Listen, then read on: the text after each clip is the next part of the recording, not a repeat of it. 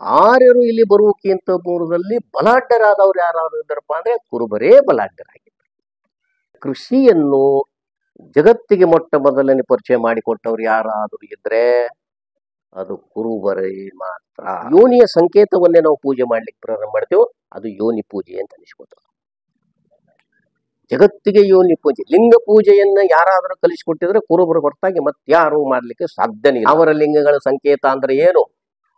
ಯೋನಿ, ಯೋನಿ ಮೇಲೆ ಶಿಸ್ನ ಯೋನಿಗಳ ಲೈಂಗಿಕ ಕ್ರಿಯೆ ಒಂದು ಏನು ಸಂಕೇತ ಅದ, ಒಂದು ದೃಶ್ಯದ, ಅದನ್ನೇ ನೀವು ಜಗತ್ತಿನಾಗ ನೀವು ಪೂಜೆ ಮಾಡ್ತಾ ಇದ್ದೀರಿ. ಮೂಲ ಇದೆ. ಓಂ ಅನ್ನುವ ಅಕ್ಷರದಲ್ಲಿ ಕೂಡ ನೀವು ಹೋದ್ರೆ ಓಮದಲ್ಲಿ ಹೆಣ್ಣು ಮಗಳನ್ನ ಅಡ್ಡ ಮಲಗಿಸಿ ಶಿಸ್ನವನ್ನು ಒಳಗೆ ಇಟ್ಟಂತ ಆಕೃತಿಯೇ ನಮ್ಮ ದೇವರಾಯ ಮತ್ತು ಪ್ರೌಢರಾಯ.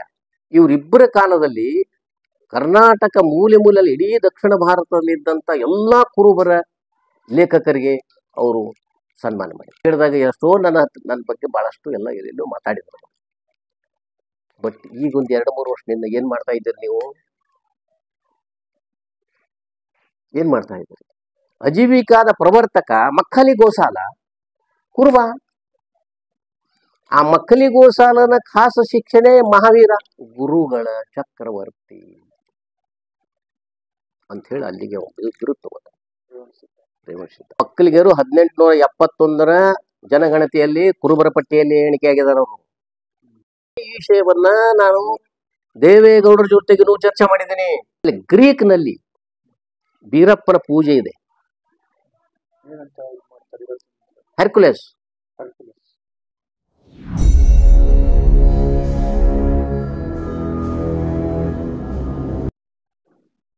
ಹಾಯ್, ಎಲ್ರಿಗೂ ನಮಸ್ಕಾರ. ಸೊ ನಾವಿವತ್ತು ವಿಜಯಪುರದಲ್ಲಿ ಹಾಲುಮತ ಸಮಾಜಕ್ಕೆ ಹಲವಾರು ಗ್ರಂಥಗಳ ಕೊಡುಗೆ ನೀಡಿ ಹಾಲುಮತ ಸಮಾಜದ ಒಂದು ಧರ್ಮ ಪ್ರಚಾರಕರು, ಆಮೇಲೆ ಧರ್ಮದ ಒಂದು ಇದನ್ನ ಮಾಡ್ತಾ ಇರ್ತಕ್ಕಂಥ ಚಂದ್ರಕಾಂತ್ ಬಿಜ್ಜರ್ಗಿ ಸರ್, ಹಾಲುಮತ ಭಾಸ್ಕರ ಅಂತಲೇ ಅವರು ಪ್ರಖ್ಯಾತರಾಗಿದ್ದಾರೆ. ಉತ್ತರ ಕರ್ನಾಟಕ ಹಲವಾರು ಸಂಘ ಸಂಸ್ಥೆಗಳು ಅವ್ರನ್ನ ಗೌರವ ಮಾಡಿದೆ. ಸೊ ಇವತ್ತು ಅವ್ರನ್ನ ಭೇಟಿ ಮಾಡ್ತಾ ಇದ್ದೀವಿ. So let's talk with Chandrakant Bijjargi sir. ಈಗ ಹಾಲುಮತ ಪರಂಪರೆ ಮತ್ತೆ ಹಾಲುಮತ ಇದು ಅದರಲ್ಲಿ ಬರ್ತಕ್ಕಂಥ ಒಡೆಯರ್ ಸಂಸ್ಕೃತಿನ ನೀವು ಹೇಳ್ತಾ ಇದ್ರಿ. ಸೊ ಅದ್ರ ಬಗ್ಗೆ ಒಂದ್ ಸ್ವಲ್ಪ ಡೀಟೇಲ್ ಡಿಸ್ಕ್ರಿಪ್ಷನ್ ಮಾಡ್ಕೊಡ್ತೇವೆ. ಒಡೆಯರ್ ಪರಂಪರೆ ಹೇಗ್ ಬಂತು? ಸೊ ಆ ಒಡೆಯರ್ ಪರಂಪರೆನಲ್ಲಿ ಅದು ಹೇಗೆ ನಮ್ಮ ಸಂಸ್ಕೃತಿನಲ್ಲಿ ಹಾಸು ಹೋಗ್ತಾ ಇದೆ ಒಡೆಯರ್ ಪರಂಪರೆ. ಸೊ ಇದು ಜನಗಳಿಗೆ ಗೊತ್ತಾಗ್ಬೇಕು. ಸೊ ಇದ್ರ ಬಗ್ಗೆ ಒಂದು ಪರಿಚಯ ಹಲವಾರು ಜನ ಇದರಿಂದ ಇನ್ಫಾರ್ಮೇಶನ್ ಅವ್ರಿಗೆ ತಿಳಿತದೆ. ಈಗ ನಮ್ಮಲ್ಲಿ ಅತ್ಯಂತ ಪ್ರಾಚೀನ ಒಂದು ಸಂಸ್ಕೃತಿ ಅಥವಾ ಧರ್ಮ ಅಂದ್ರೆ ಬೌದ್ಧ ಧರ್ಮ ಅಂತ ಹೇಳಿ ಈಗ ನಾವು ಹೇಳ್ತೇವೆ. ಬೌದ್ಧ ಧರ್ಮದಲ್ಲಿ ಬುದ್ಧ ಇದ್ದ ಮೇಲೆ, ತೀರ್ಕೊಂಡ ಮೇಲೆ ಅವನು ಏನು ಹೇಳಿದ್ದನ್ನು ಬಿಟ್ಟು ಬೇರೆ ಬೇರೆ ಕೌಲುಗಳು ಉತ್ಪನ್ನ ಆಗುವಂತೆ ಒಡ್ಕೊಂಡ್ಬಿಟ್ಟು, ಈಗ ಹೀನಯಾನ ಇದು ಬೌದ್ಧನ ಹೇಳಿದಂತ ತತ್ವ ಆಧಾರ ಮೇಲಿಂದ ಬಂದದ್ದು. ಆಮೇಲೆ ಅದಕ್ಕೆ ತದ್ವಿರುದ್ಧ ಅಂದ್ರೆ ಸ್ವಲ್ಪ ಬದಲಾವಣೆ ಮಾಡಿ ಮಹಾಯಾನ ಬಂದ್ಬಿಡ್ತು. ಮಹಾಯಾನ ನಂತರ ವಜ್ರಾಯನ ಬಂತು, ವಜ್ರಾಯನ ಮಂತ್ರಾಯನ ಬಂತು. ಹೀಗೆ ಕೌಲುಗಳು ಹೊಡ್ತಾ ಕೊನೆಗೆ ಬಂದಾಗ ಸಹಜಯಾನ ಅಂತ ಬಂತು ಲಾಸ್ಟಿಗೆ. ಅದು ಸಹಜಯಾನ ಬುದ್ಧ ಮಾಡಿದ್ಮೇಲೆ ಅದರಲ್ಲಿ ನಾಥ ಸಂಪ್ರದಾಯ ಅನ್ನೋದು ಹೊರ್ಕೊಂಡ್ ಬಂದ್ಬಿಡ್ತು. ಸಹಜಯಾನದಲ್ಲಿನೇ ನಾಥ ಬಂತು. ನಾಥ ಬಂದಿದ್ದು 8-9ನೇ ಶತಮಾನದಲ್ಲಿ. ನಾಥ ಸಂಪ್ರದಾಯದಲ್ಲಿ ಗುರುಗಳಿಗೆ ಒಡೆಯರು ಅನ್ನುವಂತ ಪದವನ್ನ ಅಲ್ಲಿ ಉಪಯೋಗ ಮಾಡ್ತಾ ಇದ್ರು. ಗುರುಗಳಿಗೆ ಒಡೆಯರು ಅಂತಂದ್ರೆ ಅಲ್ಲಿ ಗುರು ಅಂತ ಹೇಳಿಲ್ಲ, ಒಡೆಯರ್ ಅಂತ ಹೇಳಿ ಯಜಮಾನರು. ಆದ ಪಂಥದನ್ನ ಬೆಳೆಸಿದವನು ರೇವಣಸಿದ್ಧ. ರೇವಣಸಿದ್ಧ ಕುರುಬರಿಗೆ ಮೊದಲು ಈ ಒಡೆಯರ್ ಸಂಪ್ರದಾಯ ನಮ್ಮಲ್ಲಿ ಇರಲಿಲ್ಲ. ಕುರುಬರಿಗೆ ಎಲ್ಲ ಪೂಜಾರಿಗಳಿಗೆ ಸ್ವಲ್ಪ ಅವ್ರಿಗೆ ಯಾರು ಸ್ವಲ್ಪ ಬುದ್ಧಿವಂತರದಾರ, ಸುಶಿಕ್ಷಿತರದಾರ ಅಂಥವ್ರನ್ನ ಕೂಡಿಕೊಂಡು ಅವರಿಗೆ ಮತ್ತೊಂದು ಶಿಕ್ಷಣ ಕೊಟ್ಟು, ನೀವು ಹೀಗೆ ಪೂಜೆ ಮಾಡಬೇಕು, ಹೀಗೆ ಇರಬೇಕು, ನಮ್ಮ ಸಂಪ್ರದಾಯದನ್ನ ನೀವು ಮಾಡ್ಕೊಂಡು ಹೋಗ್ಬೇಕು ಅನ್ನುವಂಥ ತತ್ವದಲ್ಲಿ ಬೆಳೆಸಿ ಅವ್ರನ್ನ ಒಡೆಯರು ಅಂತ. ಕಾಲಾನಂತರ ನಾವೇನು ಮತ್ತು ಕುರುಬರ ಗುರು ಒಡೆಯರು ಅಂತ ಅನ್ನುವಂಥದ್ದನ್ನು ನಾವು ಇದನ್ನು ಮಾಡ್ಲಿಕ್ಕೆ ಪ್ರಾರಂಭ ಮಾಡಿದ್ವಿ. ಈ ಸಂಪ್ರದಾಯ ಕುರುಬರಿಂದ ಹೊರತಾಗಿ ಇಲ್ಲ. ಯಾರಾದ್ರೂ ಒಡೆಯರು ನಾವು ದೊಡ್ಡವರು ಅಂತ ಏನಾದ್ರೂ ತಿಳ್ಕೊಂತೀವಿ, ನಾನು ಅವ್ರು ಬಹಳ ಮೊಟ್ಟ ಬದಲಿ ಮಾಡಿ ಹೇಳ್ತೀನಿ, ನೀವು ಕುರುಬರಿಗಿಂತ ದೊಡ್ಡವರಲ್ಲ. ಕುರುಬರು ಸ್ವಲ್ಪ ಅಜ್ಞಾನಿಗಳಿದ್ರು, ಅವ್ರಿಗೆ ಈ ವೈಚಾರಿಕತೆಯ ಬಗ್ಗೆ ಅವ್ರಿಗೆ ಗೊತ್ತಿರಲಿಲ್ಲ. ಇವ್ರು ಕಲ್ತ್ಕೊಂಡು ವೈಚಾರಿಕತೆ ಕಲ್ತರು. ಈ ನಮ್ಮಲ್ಲಿ ನಾವು ಏನಾಯ್ತು, ಬ್ರಾಹ್ಮಣರಲ್ಲಿ ಮಾತ್ರ ನಮ್ಮ ಸಂಸ್ಕಾರಗಳು ಬಂದು ಅಂತ ಹೇಳ್ತೀವಿ. ಅದು ತಪ್ಪು. ಸಂಸ್ಕಾರವನ್ನ ಜಗತ್ತಿಗೆ ಕೊಟ್ಟವ್ರು ಯಾರಾದ್ರೂ ಇದ್ದರೆ ಕುರುಬರೇ ಹೊರತು ಬೇರೆಯವರು ಯಾರು ಅಲ್ಲ. ಯಾಕಂತ ಹೇಳ್ತೀನಿ ಅಂದ್ರೆ, ಈ ವೈದಿಕರು ಭಾರತಕ್ಕೆ ಬಂದದ್ದು ಕ್ರಿಸ್ತ ಶಕ ಪೂರ್ವ 12-13ನೇ ಶತಮಾನದಲ್ಲಿ ಬಂದ್ರು ಅಂತ ಐತಿಹಾಸಿಕ ದಾಖಲೆ. ಇದೆಲ್ಲ ಸಂಶೋಧನಾ ಮೂಲಕ ನಾವು ಕಂಡುಹಿಡಿದ್ವಿ. ಇವೇನು ಸುಮ್ಮನೆ ಕತೆ ಕಟ್ಟಿ ಹೇಳಿದ್ದಲ್ಲ. ಕ್ರಿಸ್ತ ಶಕ ಪೂರ್ವ 11-12 ಈ ಶತಮಾನದಲ್ಲಿ ಆರ್ಯರು ಭಾರತಕ್ಕೆ ಬಂದರು. ಅದು ಅವ್ರನ್ನೇ ಮುಂದೆ ವೈದಿಕರು ಅಂತ ಕರೀತಾರೆ. ಹಾಗಾದ್ರೆ ಅದಕ್ಕಿಂತ ಪೂರ್ವದಲ್ಲಿ ದೇಶದಲ್ಲಿ ಯಾರು ಇರಲಿಲ್ವೇ? ಅಲ್ಲಿ ಇವ್ರು ಕೆಲವೊಂದು ಬ್ರಾಹ್ಮಣರು ಹೇಳ್ತಾ ಇರೋದು ಆರ್ಯರು ಬಂದರು, ಅವರಿಂದ ಎಲ್ಲ ಸುಧಾರಣೆ ಆಯ್ತು ಅಂತ ಹೇಳ್ತಾರೆ. ಹಂಗಲ್ಲ. ಆರ್ಯರು ಇಲ್ಲಿ ಬರುವಕ್ಕಿಂತ ಪೂರ್ವದಲ್ಲಿ ಬಲಾಢ್ಯರಾದವ್ರು ಯಾರಾದ್ರು ಇದ್ದಾರಪ್ಪ ಅಂದ್ರೆ ಕುರುಬರೇ ಬಲಾಢ್ಯರಾಗಿದ್ದರು. ಆದ್ರೆ ಅವರು ಗಂಗಾ ನದಿ ದಕ್ಷಿಣದಲ್ಲಿ ಬಹಳಷ್ಟು ಬಲಾಢ್ಯರು. ಈ ವೇದಿಕರು ಬಂದು ಉತ್ತರ ಭಾರತದಲ್ಲಿರುವಂತಹ ಕೆಲವೊಂದು ಪಂಗಡಗಳ ಮೇಲೆ ತಮ್ಮ ಹೇರಿಕೆಗಳನ್ನ ಮಾಡಿ ಅವರು ವೈದಿಕವನ್ನು ಪ್ರಾರಂಭ ಮಾಡ್ತಾರೆ. ಈ ವ್ಯವಸ್ಥೆ ಒಳಗ ನಾವು ಬ್ರಾಹ್ಮಣರಕ್ಕಿಂತಲೂ ನಾವು ದೊಡ್ಡವರು. ಬ್ರಾಹ್ಮಣರಲ್ಲಿ ಬರಲಿಕ್ಕಿಂತ ಮೊದಲನೇ 1000 ವರ್ಷ ಈ ದೇಶದಾಗ ಅದೇವು. ನಾವು ದ್ರಾವಿಡರು ನಾವಲ್ಲ. ನಾವು 1000 ವರ್ಷ ಇದ್ದಲೇ ದ್ರಾವಿಡರಲ್ಲಿ ಮೂಲ ಆದವ್ರು ಯಾರ ಅಂತಂದ್ರೆ ಮೇಷಪಾಲಕರು. ಕೃಷಿ ಇತ್ತೀಚೆಗೆ ಬಂತು. ಕೃಷಿ ಪೂರ್ವದಲ್ಲಿ ಜೀವನ ಹೇಗೆ ಬದುಕ್ತಿದ್ರು? ಹಾಗಾದ್ರೆ ನಿಮ್ ಇದು ಇರ್ಲಿಲ್ಲ. ಹೌದು, ಅದು ಅಲ್ಲಲ್ಲ, ಮಾನವೀಯತೆ. ಈಗ ನಮ್ಮ ಸಮಾಜದ ಕುರುಬ ಸಮಾಜದ ಬುಡಕಟ್ಟು ಜನಾಂಗದವರು ಅವ್ರು ಯಾಕೆ ಯೋಚನೆ ಮಾಡ್ತಾರಂದ್ರ, ಇಲ್ಲಪ್ಪ ನಾವು ದಿವಸ ಬೇಟೆ ಆಡ್ಕೊಂತ ಹೋಗ್ಬೇಕು, ಓಡಾಡ್ಕೊಂತ ಹೋಗ್ಬೇಕು, ಅದನ್ನ ಹೊಡಿಬೇಕು. ಮನುಷ್ಯನಲ್ಲಿ ಆವಾಗ ಈ 9 ರಸಗಳಲ್ಲಿ ಕರುಣಾರಸ ಯಾವಾಗ ನಿಮ್ಮ ಮನುಷ್ಯನಲ್ಲಿ, ನಮ್ಮ ಕುರುಬರಲ್ಲಿ ಉತ್ಪನ್ನ ಆಗ್ತದೋ ಆವಾಗ ಅವನು ಮಾನವೀಯತೆ ಆಗ್ತಾ ಹೋಗ್ತಾನ. ಮಾನವೀಯತೆ ಧರ್ಮ, ನಾನೂ ಬದುಕಬೇಕು ಅದೂ ಬದುಕಬೇಕು ಅನ್ನುವಂತ ಒಂದು ತತ್ವಕ್ಕೆ ಬರ್ತಾನ. ಮೊದಲು ಹಾಗಲ್ಲ. ಯಾವನಾದ್ರೂ ಮನುಷ್ಯ ಕೊಂದು ತಿನ್ನುವಂತ ಒಂದು ವ್ಯವಸ್ಥೆ ಇರುವತ್ನಾಗ ಅಲ್ಲಿ ಮಾನವೀಯತೆ ಅನ್ನುವಂಥ ನಾವು ಯಾಕಲ್ಲಿ ಹುಡುಕ್ಲಿಕ್ಕೆ ಸಾಧ್ಯವೇ ಇಲ್ಲ. ಅದನ್ನು ಮೊಟ್ಟ ಮೊದಲು ಇಡೀ ಪ್ರಪಂಚಕ್ಕೆ ಮಾನವೀಯತೆಯನ್ನ ತಿಳಿಸಿಕೊಟ್ಟವರು, ಅದರಂತೆ ನಡೆದುಕೊಂಡವರು ಯಾರಾದರೂ ಇದ್ದರೆ ಜಗತ್ತಿನಲ್ಲಿ ಮೊಟ್ಟ ಮೊದಲೇ ಕುರುಬರು. ಈ ಜಗತ್ತಿಗೆ ನಾಗರಿಕತೆಯನ್ನು ಅವರೇ ತಂದು ಕೊಟ್ಟರು. ನಮ್ಮ ಬುಡಕಟ್ಟು ಜನಾಂಗದಲ್ಲಿ ಕುರುಬರೇ ಇದ್ದು ಮತ್ತೊಂದೇನಿದ್ದಿಲ್ಲ. ನಿಮ್ಗೆ ಮೂಲ ಸಿಗುವುದೇ. ಆಮೇಲೆ ನಾವು ವಿಚಾರ ಮಾಡ್ತಾನ. ಹೌದು, ಕುರಿ ಸಾಗಾಣಿಕೆ, ಆಡು ಸಾಗಾಣಿಕೆ ಎರಡೇ ಇದ್ದು. ದಕ್ಷಿಣಕ್ಕೆ ಆಡು ಸಾಕಾಣಿಕೆ, ಉತ್ತರಕ್ಕೆ ಎಲ್ಲಿ ಹಿಮಾಚಲ ಪ್ರದೇಶ ಅಥವಾ ತಂಪು ಪ್ರದೇಶ ಬರ್ತದೆ ಅಲ್ಲಿ ಕುರಿ. ದಕ್ಷಿಣದಲ್ಲಿ ಕುರಿ ಸಾಕ್ಲಿಕ್ಕೆ ಆಗಲ್ಲ. ನ್ಯೂಜಿಲೆಂಡ್ ಅಂತ ದೇಶದಲ್ಲಿ 80% ಕುರಿ ಸಾಗಾಣಿಕೆ. ಅವ್ರ ಕುರಿ ಅಲ್ರಿ, ಇರಾನ್ ಎಲ್ಲ ಕುರಿ ಸಾಗಾಣಿಕೆ, ಇರಾಕ್ ಕುರಿ ಸಾಗಾಣಿಕೆ, ಅರಬಸ್ತಾನ್ ಕುರಿ ಸಾಗಾಣಿಕೆ, ಇವೆಲ್ಲ ದೇಶಗಳು ನಿಂತದ್ದು ಕುರಿ ಎಲ್ಲ ಅವರೇ. ಹೀಗಾಗಿ ನಾವು ಏನು ಈಗ ಭೌಗೋಳಿಕವಾಗಿ 7 ಖಂಡಾಂತರಗಳನ್ನ ನಾವು ನಿಮ್ಮ ಟೆಕ್ಸ್ಟ್ ಬುಕ್ ನಲ್ಲಿ ಹೇಳ್ಬಿಡ್ತಾರೆ. 7 ಖಂಡಾಂತರಗಳು. ಹೌದು, ಅಮೇರಿಕಾ, ಆಫ್ರಿಕಾ, ಏಷಿಯಾ, ಆಸ್ಟ್ರೇಲಿಯಾ, ಹೀಗೆ ನಾವು ಖಂಡಾಂತರಗಳನ್ನು ಮಾಡಿದ್ದೆವು. ಆ ಖಂಡಾಂತರಗಳ ಮೂಲ ಪುರುಷರು ಯಾರು ಇದ್ದಾರೆ ಅಂದ್ರೆ ಕೇವಲ ಮೇಷಪಾಲಕರು ಅನ್ನೋದನ್ನ ತಾವು ಮರಿಬಾರ್ದು. ಮೇಷಪಾಲನೆ ಇಲ್ಲದೆ ನಾವು ಬದುಕೇ ಇರಲಿಲ್ಲ. ನಿಮ್ಗೆ ಅದರ ಹಾಲನ್ನು ಕರೆದುಕೊಂಡು ಅದನ್ನು ಕುಡಿದು ಬದುಕಬಹುದು. ಸಮಯ ಬಂದಾಗ ಒಂದೊಂದು ಕುರಿ ಆಡುಗಳನ್ನ ಕಟ್ ಮಾಡಿ ಅದನ್ನು ತಿನ್ನುವುದು. ಸೃಷ್ಟಿ ಏನ್ ಹೇಳ್ತದ, ಒಂದನ್ನು ಕೊಂದು ಒಂದೊಂದು ಬದುಕಬೇಕಂತ ಹೇಳ್ತದ. ಸೃಷ್ಟಿಯಲ್ಲಿ ಯಾವುದು ಹಾಗೆ ಹೇಳಿಲ್ಲ. ನೀವು ಅದನ್ನು ಕೊಲ್ಲಬಾರದು ಅಂತ ಹೇಳಿ ಯಾವ ಸೃಷ್ಟಿನಿ ಹೇಳಿಲ್ಲ. ಅದು ಕೊಂದಿದ್ದು ಪಾಪ ಅಂತ ಹೇಳಿ ಯಾವ ಧರ್ಮದಲ್ಲಿ ನಿಯಮ ಇಲ್ಲ. ಯಾಕಂದ್ರೆ ತಿನ್ನುವ ವಸ್ತುಗಳು ಏನದಾವಲ್ಲ ಅವು ಎಲ್ಲವೂ ಪುಣ್ಯದ ಕೆಲಸವೇ, ಪಾಪದ ಕೆಲಸ ಆಗ್ಲಿಕ್ಕೆ ಸಾಧ್ಯವಿಲ್ಲ. ಆ ಸಂದರ್ಭದಲ್ಲಿ ನಾವು ಇಡೀ ಜಗತ್ತಿನಲ್ಲಿ ಮೇಷಪಾಲನೆ ನಮ್ಮಲ್ಲಿ ಇರುವುದರಿಂದ ನಾವು ಖಂಡಾಂತರಗಳಲ್ಲಿ ಅನೇಕ ದೊಡ್ಡ ದೊಡ್ಡ ಇದನ್ನು ಈ ಸಣ್ಣ ಸಣ್ಣ ಏನಪ್ಪಾ ಅಂತಂದ್ರ ವೃತ್ತಿಗಳಲ್ಲಿ ಅಲ್ಲಿ ಬೇರೆ ವೃತ್ತಿನೇ ಇರಲಿಲ್ಲ. ಒಂದು ವಿಚಾರ ನಿಮ್ಗೆ ಹೇಳ್ತೇನೆ. ಇವರೆಲ್ಲ ಹೇಳ್ತಾರ ನಾವು ಆ ವೃತ್ತಿ ಇತ್ತು ಈ ವೃತ್ತಿ ಇತ್ತು, ಅವಾಗ ಯಾವಾಗ ಇರ್ತಿಲ್ರಿ, ಯಾವುದೂ ಇದ್ದಿದ್ದಿಲ್ಲ. ಯಾವಾಗ ನಿಮ್ಮ ವೃತ್ತಿಗಳು ಬೆಳೆದು ಅಂತಂದ್ರೆ ಒಕ್ಕಲ್ತನ ಬಂದ ಮೇಲೆ. ಕೃಷಿ ಬರುವುದಕ್ಕಿಂತ ಮೊದ್ಲು ನಿಮ್ಗೆ ಯಾವ ಜಾತಿಗಳು ನಿಮ್ಗೆ ಕಂಡು ಬರೋದಿಲ್ಲ. ಕೃಷಿ ಬರೆದ ಮೇಲೆ ಅನೇಕ ವಿಧದಲ್ಲಿ ದುಡಿಬೇಕಾಗ್ತದೆ.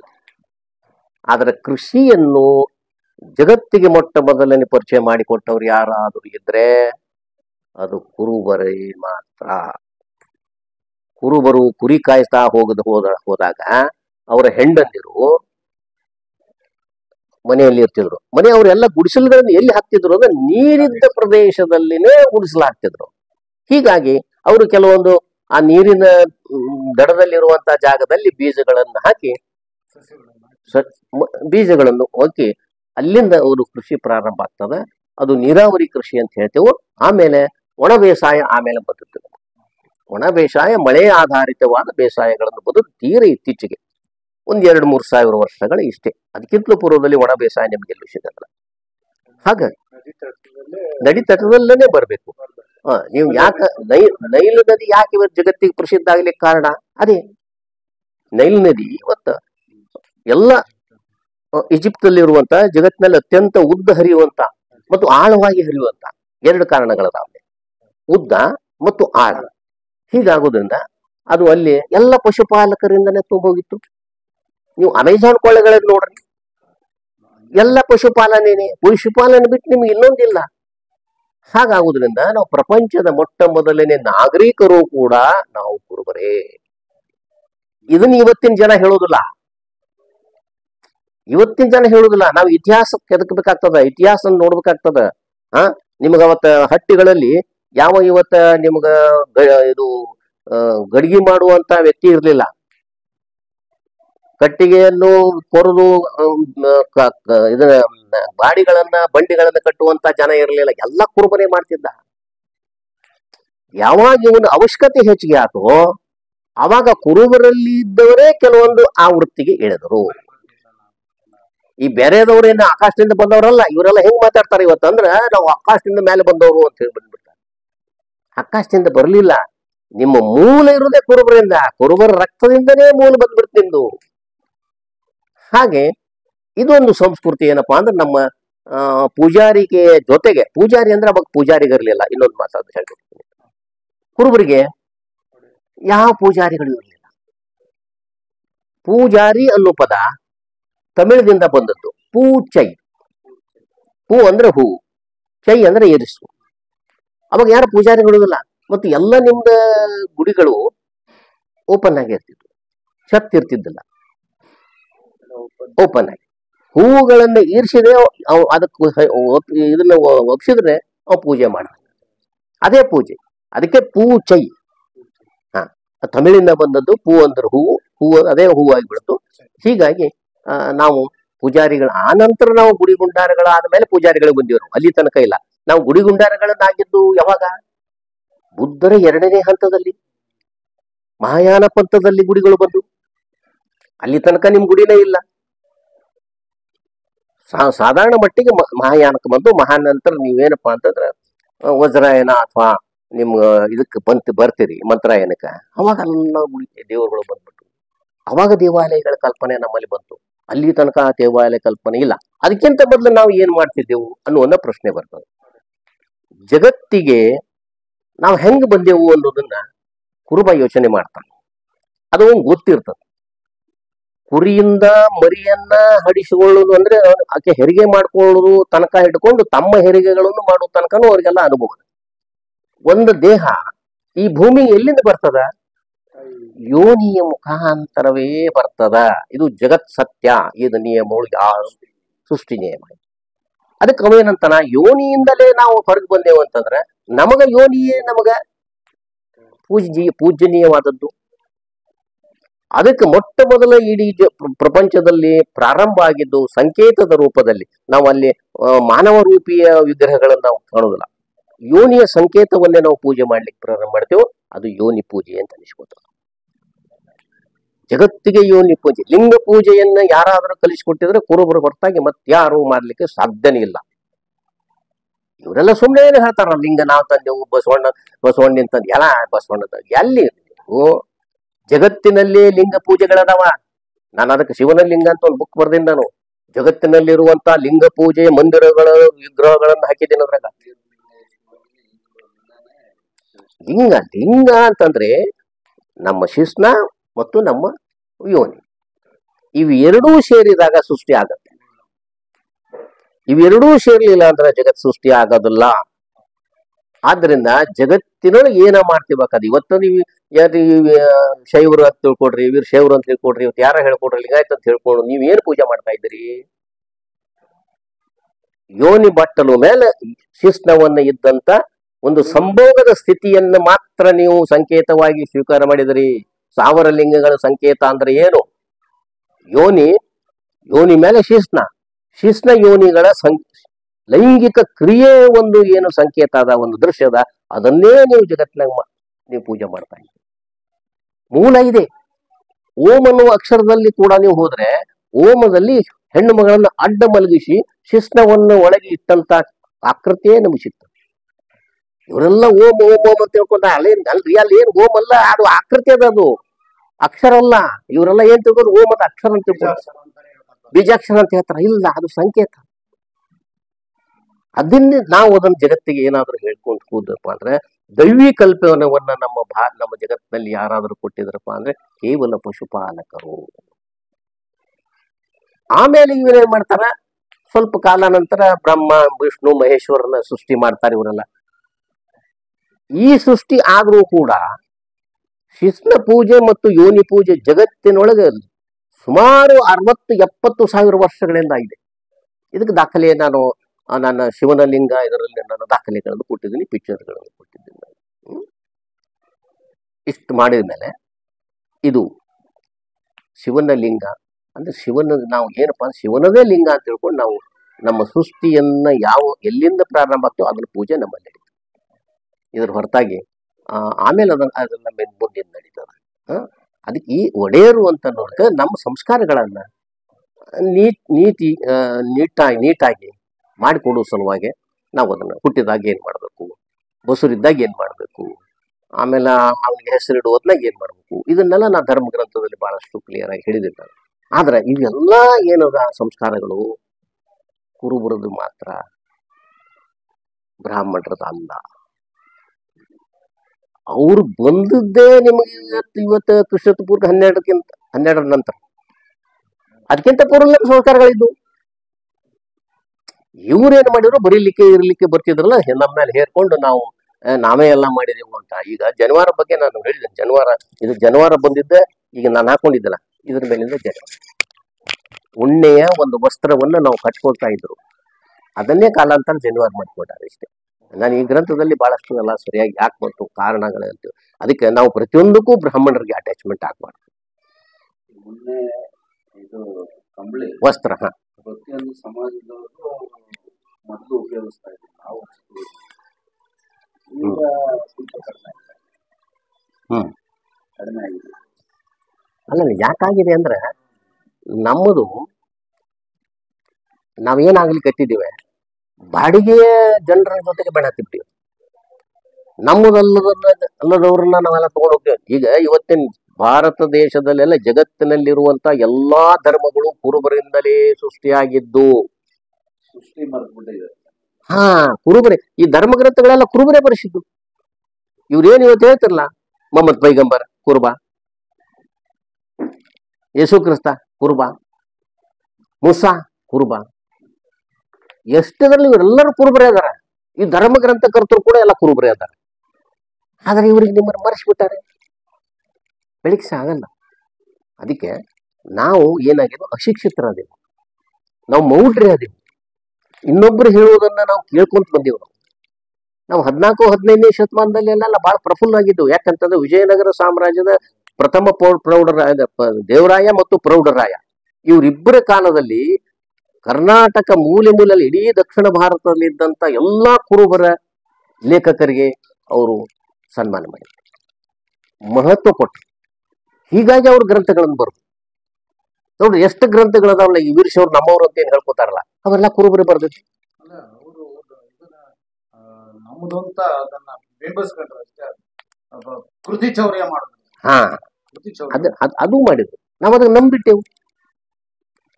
ನೋಡ್ರಿ, ಅನೇಕ ವಿಷಯಗಳು ನಮ್ಮನ್ನ ಇವತ್ತು ತಗೊಂಡ್ಬಿಟ್ರಪ್ಪ ಅಂತಂದ್ರ ನೀವೇ ಇದ್ದೀರಿ ಅಂತ ಹೇಳ್ಕೊಂಡು ನಾನು ಒಂದು 30 ವರ್ಷದಲ್ಲಿ ಬಹಳ ಪ್ರಯತ್ನ ಮಾಡಿದೆ. ಈ ಏನು ವೀರಶೈವ ಏನದಲ್ಲ ಇವತ್ತ, ಇವರೆಲ್ಲ ವೀರಶೈವರು ಮೂಲತಃ ದಲಿತ ವರ್ಗದಿಂದ ಬಂದಾರು ಅಂತ ನಾನು ಹೇಳಿದಾಗ ಎಷ್ಟೋ ನನ್ನ ಬಗ್ಗೆ ಬಹಳಷ್ಟು ಎಲ್ಲ ಎಲ್ಲೆಲ್ಲೋ ಮಾತಾಡಿದ್ರು. ಬಟ್ ಈಗ ಒಂದು 2-3 ವರ್ಷದಿಂದ ಏನ್ ಮಾಡ್ತಾ ಇದ್ದೀರಿ ನೀವು? ಏನ್ ಮಾಡ್ತಾ ಇದ್ದೀರಿ? ಜಂಗಮ ನಮಗೆ ಎಸ್ಸಿ ಕೊಡ್ರಿ ಅಂತ ಹೇಳಿ ಹೋರಾಟ ಮಾಡಕತ್ತಿರಲ್ಲ ನೀವು. ನಾನು 30 ವರ್ಷದಿಂದ ಹೇಳಿದೆ, ನೀವು ಜಂಗಮರೆಲ್ಲರೂ ಎಸ್ಸಿಗಳು ಅಂತೇಳಿ. ನೀವೇ ಬೇಡ್ತಾರಿಲ್ಲಿ. ನಾನು ಭಿಕ್ಷೆ ಬೇಡುವವ ಗುರು ಹೆಂಗಾಗ್ತಾನ? ಇದು ನನ್ನ ಪ್ರಶ್ನೆ ಅದ. ಜಂಗಮ ಅಂದ್ರೆ ಅಲೆದಾಡಿ ಭಿಕ್ಷೆ ಬೇಡುವವನಿಗೆ ನಾವು ಜಂಗಮ ಅಂತೇವು. ಅರ್ಥ ಮಾಡ್ಕೊಡ್ರಿ ಅದನ್ನ. ನೋಡ್ರಿ, ಭಿಕ್ಷೆ ನೀವು ಅದನ್ನ ಹೇಳ್ಬೇಡ್ರಿ. ಅದನ್ನ ಭಿಕ್ಷೆ ಯಾವ ಭಿಕ್ಷೆ ಬೇಡ್ತಾನೋ ಅವ ಜಂಗಮ. ಜಂಗಮ ಯಾ ಕಾಲಕ್ಕೂ ಗುರು ಆಗ್ಲಿಕ್ಕೆ ಸಾಧ್ಯ ಇಲ್ಲ. ಭಿಕ್ಷೆ ಕೊಡುವವನು ದೊಡ್ಡವನು, ಭಿಕ್ಷೆ ತೆಗೆದುಕೊಳ್ಳುವವನು ದೊಡ್ಡವನು, ಕೊಡುವವನು ದೊಡ್ಡವನು. ಹಾಗಾದ್ರೆ ಭಿಕ್ಷೆ ಬೇಡುವ ನನ್ನ ಗುರು ಹೆಂಗಾಗ್ಲಿಕ್ಕೆ ಆಗ್ತದೆ? ಜನ ನಮ್ಮನ್ನು ಹುಚ್ಚು ಮಾಡಿಬಿಟ್ಟಿದ್ದಾರೆ. ಜನರನ್ನ ಹುಚ್ಚು ಮಾಡಿ ಇವರೆಲ್ಲ ಬೆಳೀತಾ ಇದ್ದಾರೆ ಇವತ್ತು. ನಾನು ಇದೇ ಎಲ್ಲರಿಗಿದೆ ಪ್ರಶ್ನೆ. ಜಂಗಮ ಅಂದ ತಕ್ಷಣ ನೀನ್ ಹೆಂಗ್ ಗುರಿ ಆಗ್ತಿಪ್ಪ? ಸಾಧ್ಯನೇ ಇಲ್ಲ. ಇದು ಭಿಕ್ಷೆ ಕೊಡುವವನು ಒಡೆಯ, ಭಿಕ್ಷೆ ಬೇಡುವವನು ಕೆಳಗೆ ಇರ್ತಾನೆ. ಎಲ್ಲರೂ ಕುರುಬ್ರೆ, ಅವನಂದ್ರು ಕುರುಬರು. ಅಲ್ಲ ಈಗ ಬಿಡ್ರಿ, ಇತ್ತೀಚಲು ಬಂದ್ಬಿಡ್ತು. ನೋಡ್ರಿ, ಬೌದ್ಧರ ಕಾಲದಲ್ಲಿಯೂ ಕೂಡ ಹೌದು ಕುರುಬ. ನೋ ಅದನ್ನ ಇವ್ರು ಬೆಳೆಸಿದ್ರು. ಮತ್ ಬೇರೆ ಅಶೋಕ ಮೂಲತಃ ಅಜೀವಿಕಾ ಧರ್ಮದ. ಅಜೀವಿಕಾ ಧರ್ಮ ಅಂತ ಹೇಳಿ, ಜೀವಿಕಾ ಅಜೀವಿಕಾ. ಜೀವಿಕಾ ಅಂದ್ರೆ ನಾವು ಸಂಸಾರ ಮಾಡಿಕೊಡೋದು. ಅಜೀವಿಕಾ ಅಂದ್ರೆ ಸಂಸಾರವನ್ನ ತ್ಯಾಗ ಮಾಡೋದು. ತ್ಯಾಗ ಜೀವಿಗೆ ಅಜೀವಿಕಾ ಅಂತ ಹೇಳಿ. ಅಜೀವಿಕಾದ ಪ್ರವರ್ತಕ ಮಕ್ಕಲಿ ಗೋಸಾಲ ಕುರುಬ. ಆ ಮಕ್ಕಲಿ ಗೋಸಾಲನ ಖಾಸ ಶಿಕ್ಷಣೆ ಮಹಾವೀರ. ಹೆಚ್ಚು ಜೈನ್ ಧರ್ಮ ಸ್ಥಾಪನೆ ಮಾಡಿದವನೇ ಮಹಾವೀರ. ಮಕ್ಕಲಿ ಗೋಸಾಲಿನಿಂದ ಹೊರಗೆ ಬರ್ಬೇಕಾಗಿತ್ತು ಅವನಿಗೆ. ಅಜೀವಿಕಾ ಧರ್ಮದಿಂದ ಹೊರಗೆ ಬರ್ಬೇಕಾಗಿತ್ತು. 12 ವರ್ಷ ಅವನು ಶಿಷ್ಯನಾಗಿ ಬೆಳಿತಾನೆ ಅಜೀವಿಕಾ ಧರ್ಮದಲ್ಲಿ. ಅಲ್ಲಿಂದ ಬಿಟ್ಟು ಬಂದ್ಮೇಲೆ ಅವನು ಜೈನ ಅಂತ ಹೇಳಿ ಅವನೇ ಹೆಸರು ಮಾಡ್ತಾನೆ. ಜೈನ ಅಂದ್ರೆ ಜೀನ ಅಂದ್ರೆ ಕಂಬಳಿ ಹೊತ್ತವ. ಅರ್ಥ ಮಾಡ್ಕೊಂಡ್ರೆ ಮಕ್ಕಳಿ ಗೋಸಾಲನು ಕೂಡ ಕುರುಬಾಗಿದ್ದ, ಆದ್ರೆ ಕಂಬಳಿ ಹೊತ್ತಿದ ಬಗ್ಗೆ ನಮ್ಗೆ ಚಿತ್ರಗಳು ಸಿಕ್ಕಿಲ್ಲ. ಬಟ್ ಇವನು ಜೀನ್ ಆಗ್ತಾನ. ಜೀನ್ ಅಂದ್ರೆ ಕಂಬಳಿ. ಎಲ್ಲ ವ್ಯಾಖ್ಯಾನ ತೆಗೆದು ನೋಡ್ರಿ. ಅವ ಏನ್ ಮಾಡ್ತಾನ, ಈ ನನ್ಕಿಂತಲೂ 23 ಮಂದಿನ ಕರ್ಕೊಂಡು ಹೋಗೋಣ ಅಂತ ಹೇಳ್ಕೊಂಡು ನಾವು ತರ್ತಾನೆ. ಮಹಾಪುರುಷರು ಅಂತ ನಾವು ನೋಡ್ತಕ್ಕಂಥದ್ದು 3 ಜನ. ಸೊ ಅದರಲ್ಲಿ ಬಂದು ಮೊದಲನೇದು ಬಂದು ರೇವಣಸಿದ್ಧ, ಎರಡನೇದು ಬಂದು ಮೈಲಾರಲಿಂಗೇಶ್ವರ, ಮೂರನೇದು ಬೀರಲಿಂಗೇಶ್ವರ. ಈ ಮೂರು ಮಹಾಪುರುಷರ ಬಗ್ಗೆ ಒಂದು ಸ್ವಲ್ಪ ಐತಿಹಾಸಿಕವಾಗಿ ಜನಗಳಿಗೆ ಪರಿಚಯ ಮಾಡ್ಕೊಳ್ಳಿಕ್ಕೆ. ಅಲ್ಲ, ಈಗ ರೇವಣ ಸಿದ್ಧ ನೋಡ್ರಿ, ನನ್ನ ಗ್ರಂಥದಲ್ಲಿ ರೇವಣ ಸಿದ್ಧನ ಗ್ರಂಥದಲ್ಲಿ ಅವನ ಜನ್ಮದ ಬಗ್ಗೆ ನಾನು ಬಹಳಷ್ಟು ಡಿಟೇಲ್ ಬರೆದೆ. 1095ರಲ್ಲಿ ಅವನ ಜನ. ಅವನು ಕೊನೆಯ ರೇವಣ ಸಿದ್ಧ ಬದುಕಿದ್ದಾಗ ಕೊನೆಯ ಒಂದು ಶಾಸನ ಅಂದ್ರೆ 1193 ಅವೇರಹಳ್ಳಿ ಶಾಸನ. ನಿಮ್ಗೆ ರಾಮನಗರ ಡಿಸ್ಟಿಕ್ದಾಗ ಅವೇರಹಳ್ಳಿ ಬರ್ತದೆ. ಹೌದು. ಅದು 1193 ಲಾಸ್ಟ್ ಕೊನೆಯ ಒಂದು ಶಾಸನ. ಅದರ ನಂತರ ಅವನ ಉಲ್ಲೇಖ ಇಲ್ಲ. ಆದರೆ ಇಲ್ಲಿ ಸುರ್ಪುರ್ ತಾಲೂಕಿನಲ್ಲಿ ಕಕ್ಕೇರ ಅಂತ ಒಂದು ಊರು ಬರ್ತದೆ. ಅಲ್ಲಿ ಒಂದು ಶಾಸನ ಹೇಳ್ತದೆ. ಅದು 12ನೇ ಶತಮಾನದ ನಂತರ 1207 ಅಂತ ಕಾಣಿಸ್ತದೆ. ಆ ಶಾಸನ ಏನ್ ಹೇಳ್ತದೆ, ರೇವಣಸಿದ್ಧರು ಲಿಂಗೈಕ್ಯರಾದರು ಅಂತ ಹೇಳ್ತದೆ. ಆ ಶಾಸನದಲ್ಲಿ ಉಲ್ಲೇಖ ಅದ. ಕೊನೆ ಶಾಸನ 12ನೇ ಶತಮಾನ ಅಂದ್ರೆ 1207 1207ರಲ್ಲಿ ಇರುವಂತ ಶಾಸನ ಕೊನೆಯ ಶಾಸನ. ಇವರು ಮೊದಲು ಮೂಲತಃ ಸರೂರ್ನವರು, ಬಿಜಾಪುರ ಜಿಲ್ಲೆ ಸರೂರ್, ಮುದ್ದೇಬೇಳ ತಾಲೂಕಿನ ಸರೂರ್. ಅವ್ರ ತಂದೆ ಎಲ್ಲ ಇಲ್ಲಿ ಅವರೇ ಅಂತ. ಆವಾಗ ಕಾಶಿ ಕ್ಷೇತ್ರ ಇರಲಿಲ್ಲ. ಇವತ್ತು ನಾವು ಕಾಶಿ ಕ್ಷೇತ್ರ ಬಹಳಷ್ಟು ವಾರಣಾಸಿ ಗಿರಣಾಸಿ ಅಂತ ಇವತ್ತೆಲ್ಲ ಭಾವನೆ ಮಾಡ್ತಿದ್ವು. ಅವತ್ತಿನ ಕಾಲಕ್ಕೆ ಇರಲಿಲ್ಲ. ಅವಾಗ ವೀರಮಹೇಶ್ವರ ಪಂಥ ಜೋರಿತ್ತು. ವೀರಮಹೇಶ್ವರದ ಪಂಥದ ಕೇಂದ್ರ ಎಲ್ಲಿತ್ತು ಅಂತಂದ್ರೆ ಇವತ್ತು ಮಧ್ಯಪ್ರದೇಶದ ಮಹೇಶ್ವರಿ ಅಂತ ಹೇಳಿ ಇವತ್ತು ಇದಲ್ಲ, ಅಹಲ್ಯಾಬಾಯಿ ಹೋಳ್ಕರ್ ಅದೇ ಊರಿನಿಂದ ಆಕೆ ರಾಣಿಯಾಗಿ ರಾಜ್ಯಭಾರ ನಡೆಸ್ತಾರೆ. ಆ ಊರಲ್ಲಿ ಇವರು ಕ್ಷೇತ್ರಕ್ಕೆ ಹೋಗಿ ಅಂದ್ರೆ ಅವರೆಲ್ಲ ಮತ್ತೆ ಅವೆಲ್ಲ ಬಿಡ್ಕೊಂತ ಅಲ್ಲೆಲ್ಲ ಜೀವನ ಮಾಡ್ತಿದ್ರು. ತೀರ್ಥಕ್ಷೇತ್ರಗಳನ್ನು ವಿಸಿಟ್ ಮಾಡುವ ಹೊತ್ನಾಗ ಅಲ್ಲಿ ಈ ರೇವಣಸಿದ್ಧ ಕಳ್ಕೊತ 4 ವರ್ಷ ಹುಡುಗ ಕರ್ಕೊಂಡ್ಬಿಡ್ತಾರೆ. ಕಳ್ಕೊಂಡ್ಮೇಲೆ ಅಲ್ಲಿ ನಾಥ ಸಂಪ್ರದಾಯದ ಸಾಧುಗಳು ಇವನನ್ನ ತಗೊಂಡು ಕಳ್ಕೊಂಡು ಹೋಗಿದೆ ಅಂತ ಅವನೇನ್ ಮಾಡ್ತಾರೆ, ಅವ್ನು ಸ್ವಲ್ಪ ದೊಡ್ಡವನಾಗ್ಲಿ ಅಂತೇಳಿ ಶಾಜನ್ ಸಾಚಾರನ್ ಅಂತ ಹೇಳುವಂತ ಒಬ್ಬ ಮನೆಯೊಳಗೆ ಅವ್ರು ಬಿಡ್ತಾರೆ ವಿದ್ಯಾಭ್ಯಾಸಕ್ಕೆ ಅನಿಸ್ಲಿಕ್ಕೆ. ಅಂದ್ರೆ ಅವನು ಸಾಕ್ರಿ ಅಂತ. ಅವ 12 ವರ್ಷ ಆದ್ಮೇಲೆ ಬಂದು ಅದೇ ನಾಥ ಸಂಪ್ರದಾಯದ ಗುರುಗಳು ಬಂದು ಕರ್ಕೊಂಡು ಹೋಗ್ಬಿಡ್ತಾರೆ. ಆಮೇಲೆ ಅವ್ರಿಗೆ ಎಲ್ಲ ವಿದ್ಯೆಗಳನ್ನು ಕಲಿಸ್ತಾರೆ. 1120 ಶಾಸನಕ್ಕೆ ಅಲ್ಲಿವರೆಗೆ ಬೀಡ್ ಜಿಲ್ಲೆಯ ದೇಗಲ್ಗಾಂವ್ ಅಂತನ್ನುವಂಥ ಒಂದು ಇದು ಅದಲ್ಲಿ ಆ ಊರಲ್ಲಿ ಶಾಸನ 1123ನೇ ಶಾಸನದಲ್ಲಿ ಅವನು ಗುರುಗಳ ಚಕ್ರವರ್ತಿ ಅಂತ ಹೇಳಿ ಅಲ್ಲಿಗೆ ಬಿರುತ್ತುವಂತ ರೇವಣಸಿದ್ಧ. ಆ ಶಾಸನದಿಂದ ಅವನು ದೊಡ್ಡವಾಗ್ತಾನೆ. ಆಮೇಲೆ ಅವನು ದಕ್ಷಿಣಕ್ಕೆಲ್ಲ ಬರ್ತಾನೆ. ಅವನು ಬಂದಿದ್ದು ಅಲ್ಲಿ ಬೀಡ್ ಜಿಲ್ಲೆಯ ದೇಗಲೂರು ಅಂತ ಹೇಳಿ ಊರಿನಲ್ಲಿ, ಅಲ್ಲಿಂದ ಪ್ರಾರಂಭ ದಕ್ಷಿಣಕ್ಕೆ ಬರ್ತಾನೆ. ಕೊನೆಯದ ಅವನು ಏನಪ್ಪಾ ಅಂತಂದ್ರೆ ಅವೇರಹಳ್ಳಿ, ಕೊನೆಯ ಅವನು ಜೀವ ಬಿಟ್ಟಿದ್ದು ಅವೇರಹಳ್ಳಿ, ರಾಮನಗರ ಅವೇರಹಳ್ಳಿ, ಅಲ್ಲಿ ಮೇಲೆ ಗುಡ್ಡ. ಹೌದು ಹೌದು ನಡ್ಕೊತಾರೆ.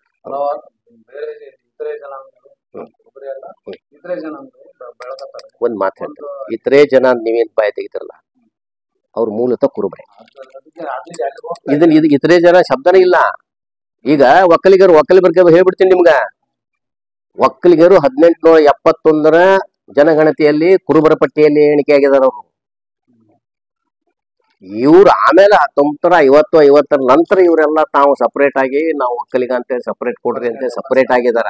ಬಟ್ ಒಕ್ಕಲಿಗ ಸಮೂಹದಲ್ಲಿ 12 ಅಂತರ ಸಣ್ಣ ಸಣ್ಣ ಒಳಗಿನ ಒಳಪಂಗಡಗಳಿದ್ದ. ಗಂಗಡಿಗಾರ ಒಕ್ಕಲಿಗರು, ಮುಳ್ಳು ಒಕ್ಕಲಿಗರು, ದಾಸ ಒಕ್ಕಲಿಗರು, ಇವೆಲ್ಲ ಒಂದು 12 ಜನ ಅದಾರ. ಆ 12 ಜನದಲ್ಲಿ ಕುರುಬರಿಗೆ ಸಂಬಂಧಪಟ್ಟಂತ 2 ಒಳಪಂಗಡ ಅದಾವ. ಒಂದು ಗಂಗಡಿಕಾರ ಒಕ್ಕಲಿಗರು ಮತ್ತು ಇನ್ನೊಂದು ಕುಂಚಿತ್ಕರ ಒಕ್ಕಲಿಗರು. ಇವು 2.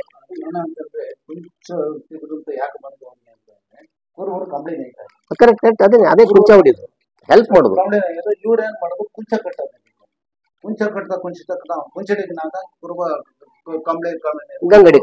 ಗಂಗಡಿಕಾರ ಮೂಲ ಹೆಸರು ಗೊಂಗಡಿಕಾರ. ಅದು ಶಬ್ದ ಗೊಂಗಡಿಕಾರ ಹೋಗಿ ಅದು ಗಂಗಡಿಕಾರ ಮಾಡ್ತಾರೆ. ಆಮೇಲೆ ಇವ್ರು ಅದಕ್ಕೆ ಬರೀತಾರೆ, ನಮ್ಮ ಆನೆ ನಮ್ದಿತ್ತು, ಇದು ನಮ್ದಿತ್ತು, ನಾವು ಅದೆಲ್ಲ ಸುಳ್ಳದ. ಇವತ್ತಾದ್ರೂ ಅವ್ರ ಮನೆಯೊಳಗೆ ಎಲ್ಲಾ ವೈವಾಹಿಕ ಆಗಲಿ ಯಾವುದೇ ಶುಭ ಕಾರ್ಯಗಳಲ್ಲಿ ಕುರುಬರಲ್ಲಿ ಏನ್ ಮಾಡ್ತಾರೋ ಅದನ್ನೇ ಮಾಡ್ತಾರೆ.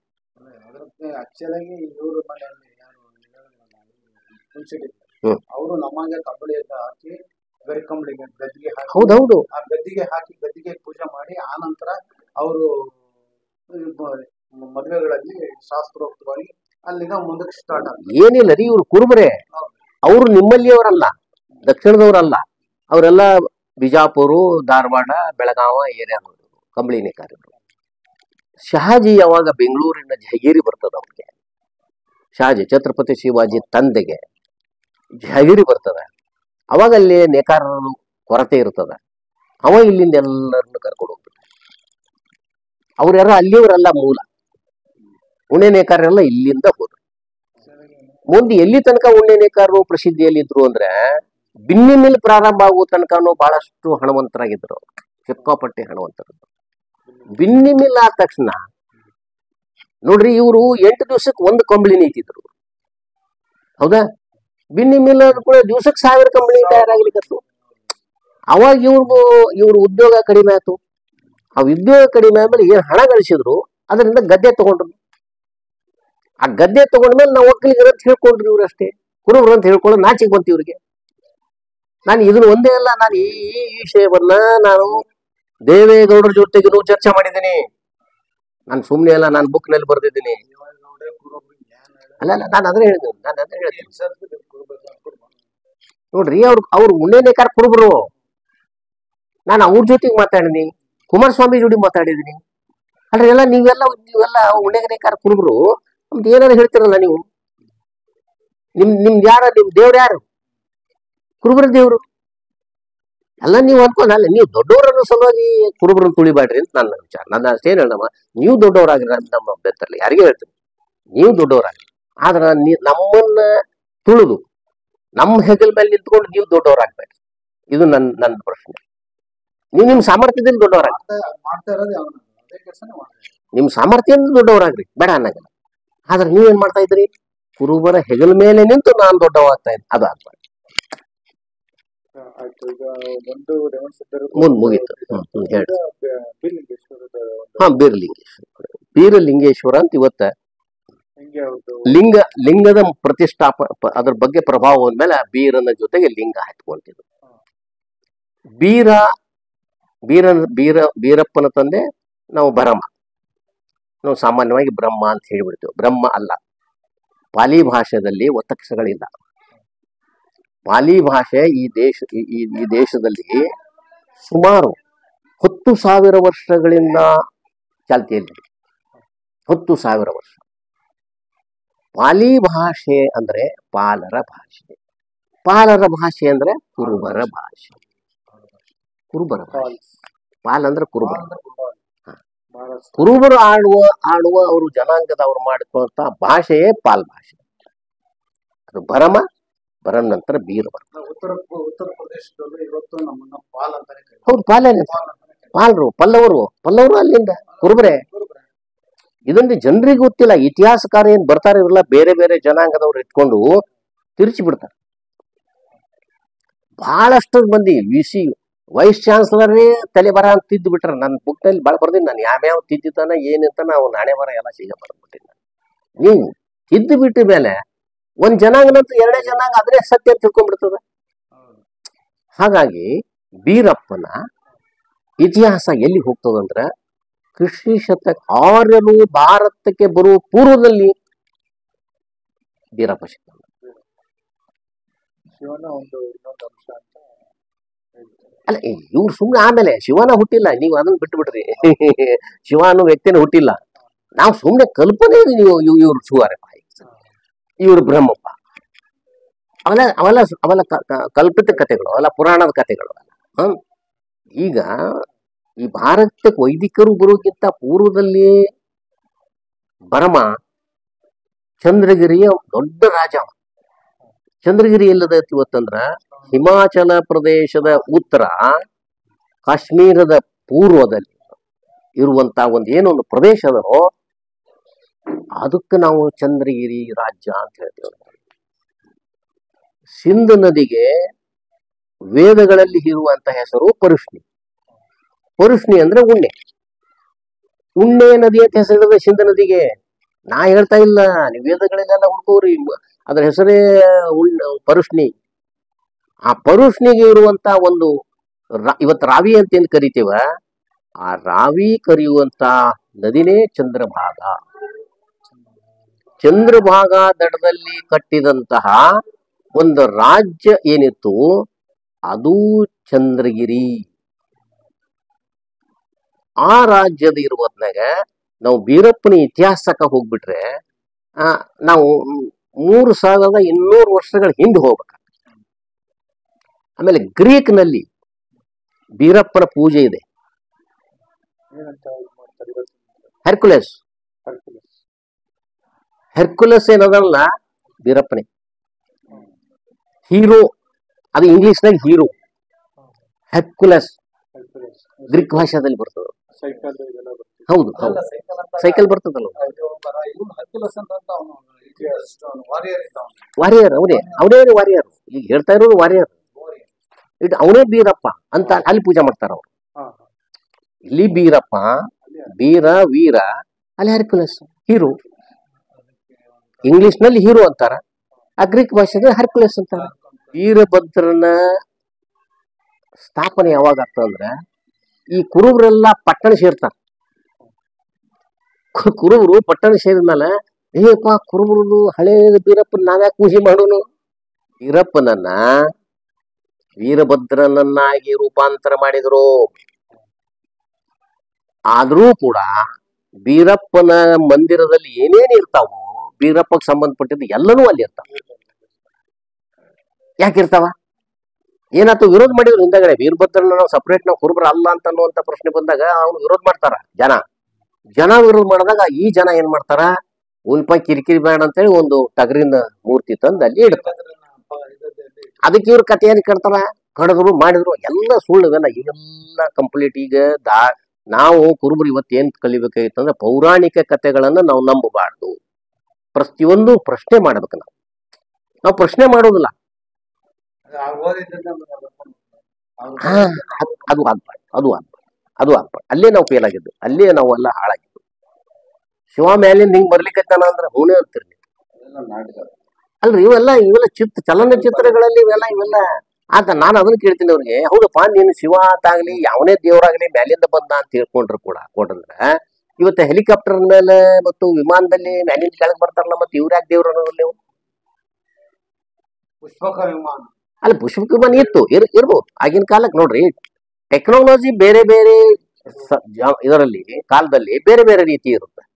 ಇದೇ ಟೆಕ್ನಾಲಜಿ ಅಂತ ಇರ್ಬೇಕಂತಿಲ್ಲ. ಹಿಂದಿನ ಟೆಕ್ನಾಲಜಿ ಏನಿತ್ತು, ಪಾದರಸ ಪಾದರಸ ಅಂತ ಬೆಳೆದಿರ್ತಲ್ಲ, ಮರ್ಕ್ಯುರಿ. ಈ ಮರ್ಕ್ಯುರಿಯನ್ನ ಬಳಸಿ ಆ ವಿಮಾನಗಳನ್ನು ತಯಾರು ಮಾಡಿದ್ರು ಅಂತ ಹಿಂದಿನ ಟೆಕ್ನಿಕ್ ಕೆಲವೊಂದು ಕಡೆ ಇನ್ನು ಓದಿದ್ದೀನಿ. ಅದಕ್ಕೆ ಫ್ಯೂಲ್ ನೆಕ್ಸ್ಟ್ ಹಾಕೋಂಗಿಲ್ಲ. ಏನು ಒಂದ್ಸಲ ಫ್ಯೂಲ್ ಹಾಕಿರ್ತೀರ ಅದೇ ಕಂಟಿನ್ಯೂ, ಮತ್ತೆ ಫ್ಯೂಲ್ ಹಾಕೋಂಗಿಲ್ಲ. ನಿರಂತರವಾಗಿ ನಡೀತಿತ್ತು. ಈಗ ನಿರಂತರ ಅನೇಕ ನಾವು ಸಂಶೋಧನೆಗಳು ಹಿಂದೆಲ್ಲ ಅದಾವು ನಮಗೆ ನಿರಂತರ. ಈಗ ಅದು ಕಂಡು ಹಿಡ್ಲಿಕ್ಕತ್ತಾರೆ. ಒಂದ್ಸಲ ಒಂದು ಮೋಟರ್ ಸ್ಟಾರ್ಟ್ ಮಾಡಿಬಿಟ್ರೆ ಅದು ಒಟ್ಟ ನಿಲ್ಬಾರ್ದು. ಇದು ನಿರಂತರ. ಹೆಂಗ ಸೃಷ್ಟಿ ಒಳಗೆ ನಮ್ಮ ಭೂಮಿ ನಿರಂತರವಾಗಿ ತಿರುಗ್ತಾ ಇರ್ತದೆ. ಆ ಕಲ್ಪನೆಯನ್ನ ಇವತ್ತು ನಾವು ಮಾಡ್ತಾ ಇದ್ದೀವಿ. ಅವೆಲ್ಲ ಪುಷ್ಪಕ ವಿಮಾನ ಅವೆಲ್ಲ ಇರ್ಬೋದು, ಬಟ್ ಕಾಲ್ಪನಿಕವಾಗಿನೂ ಬಂದಿರ್ಬೋದು. ಈಗ ಮನುಷ್ಯನಲ್ಲಿ ಬರೀ ಹೊತ್ನಾಗ ಲೇಖಕನಿಗೆ ಹಾರಾಡ್ಬೇಕನ್ನಿಸ್ತದ, ನಾನು ಹಾರಾಡ್ಬೇಕನ್ನಿಸ್ತದ. ಆ ಕಲ್ಪನೆಯಿಂದ ಅದು ಬಂತ, ಅಲ್ಲಿಂದ ಇಲ್ಲಿ ಬಂತ ಅಂತ ಹೇಳ್ತಾರೆ. ಬಟ್ ಈ ಪುರಾಣ ಬರೆದ ಕಾಲದಲ್ಲಿ ಅವು ಇರಲಿಲ್ಲ ಅಂತ ನಾ ಹೇಳ್ತೇನೆ. ಬೀರಪ್ಪಂದಂತೂ ನಾನು ಹೇಳ್ತೇನೆ, ಬೀರಪ್ಪ ರಾಜ ಆಗಿದ್ದ. ರಾಜ ಪ್ರತ್ಯಕ್ಷ ದೇವ ಅನ್ನುವಂತ ಒಂದು ಕಾನ್ಸೆಪ್ಟ್ ನಲ್ಲಿ, ಒಂದು ಇದರಲ್ಲಿ ಅವಾಗ ಭರಮ ಆ ದೇಶದ ರಾಜ ಆಗಿದ್ದ. ಉಣ್ಣೆನೇಕಾರ ಚಂದ್ರಗಿರಿಯಲ್ಲಿ ಉಣ್ಣೆನೇಕಾರಿಕೆ. ಅದಕ್ಕೆ ಸಿಂಧು ನದಿಗೆ ಪರುಷ್ಣಿ ನದಿ ಅಂತ ಹೆಸರು ಬಂದದ್ದು. ಯಾಕಂದ್ರೆ ಉಣ್ಣೆಯನ್ನ ನೂಲು ಮಾಡಿ ಬಟ್ಟೆಗಳನ್ನ ನೇಯ್ದು ಸಾಗಿಸ್ಲಿಕ್ಕೆ ಸಿಂಧು ನದಿ ಬಹಳಷ್ಟು ಕಾರ್ಯ ಮಾಡ್ತಾರೆ. ಯಾಕಂದ್ರೆ ಸಿಂಧು ನದಿ ಆಳವಾಗಿ ಒಡೆಯಿರ್ತದೆ. ಅಲ್ಲಿಂದ ನಾವುಗಳ ಮುಖಾಂತರವಾಗಿ ಬೆಂಗಾಲ್ ಕೊಲ್ಲಿಗೆ ಬರ್ತದೆ. ಅಲ್ಲಿ ಅರಬ್ಬಿ ಸಮುದ್ರಕ್ಕೆ ಬರುತ್ತೆ. ಅರಬ್ಬಿ ಸಮುದ್ರದಿಂದ ಕುವೈತ್ ಏನಪ್ಪಾ ಅಂದ್ರೆ ಅರಬ್ ರಾಷ್ಟ್ರಗಳಿಗೆಲ್ಲನೂ ಇಲ್ಲಿ ಹೋದ. ಇವತ್ತು ಪಿರಮಿಡ್ಗಳಲ್ಲಿ ಇರುವಂತಹ ಬಟ್ಟೆಗಳು ಏನದಾವಲ್ಲ, ಮಮ್ಮಿಗಳ ಹಚ್ಚಿದೆ, ಇದು ಎಲ್ಲ ಇಡೀ ವರ್ಲ್ಡ್ ಸಂಶೋಧನೆ ಮಾಡಿ ಬರೆದಿದೆ. ಅವು ಎಲ್ಲ ಉಣ್ಣೆದು ಅದು ಭಾರತದಲ್ಲಿ ತಯಾರಾಗಿದ್ದು. ಉಣ್ಣೆ ಯಾಕೆ ಪ್ರಸಿದ್ಧಿ ಇತ್ತು? 2 ಕಾರಣದಿಂದ. ಒಂದು ಉಣ್ಣೆ ಬಟ್ಟೆಗೆ, ಇನ್ನೊಂದು ಮಸಾಲೆ ದಿನಸು.